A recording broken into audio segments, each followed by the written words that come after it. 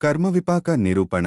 మునులారా, పాపకర్మం వల్ల నరకంలో పడి అనుభవించే నారకీయాతన పూర్తి కాగానే ఆ పాపకర్మ క్షయమైపోతుంది, అనగా తగ్గిపోతుంది, కాని పూర్తిగా నశింపదు.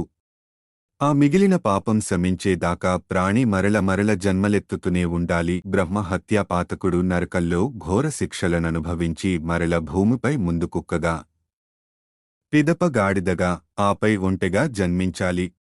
మదిరాపానం చేసిన మహాపాతులకు కప్ప, ఆపై పేను జన్మలుంటాయి. బంగారం దొంగ క్రిమిగా, కీటకంగా, గురుతల్పగామి గడ్డిగా, కలుపు మొక్కగా జన్మించి గతించిన వారి పాపం ఇంకా మిగిలే ఉంటుంది.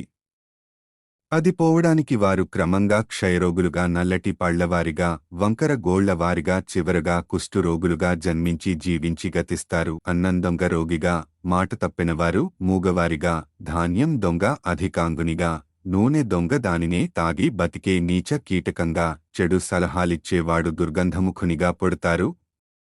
బ్రాహ్మణ ధనాన్నపహరించిన వారు కన్యని కొనేవారు బ్రహ్మరాక్షసులుగా, ఆపై ఎద్దులుగా, కూరల దొంగ నెమలిగా, పుష్పచోరుడు చుంచలకగా, ధాన్యాన్ని దౌర్జన్యంగా అపహరించినవాడు ఎలుకగా, పండ్ల దొంగ కోతిగా, పశువులను దొంగిలించినవాడు మేకగా, పాలదొంగ కాకిగా జన్మిస్తారు. మాంసం దొంగ గ్రద్దగా, బట్టల దొంగ తెల్లమచ్చల జీవిగా, ఉప్పు దొంగ కీచురాయిగా జన్మిస్తారు. ఈ విధంగా పాపాలన్నీ నశించిన పిమ్మట భగవంతుడు వీరిని దరిద్రులుగా పుట్టించి ఒక అవకాశాన్నిస్తాడు. ఆ జన్మలో మంచి పనులు చేస్తే ఉత్తమ జన్మలభించవచ్చు, యోగి పుంగవులుగా మారితే మరుజన్మేలేకపోవచ్చు. అధ్యాయం 104.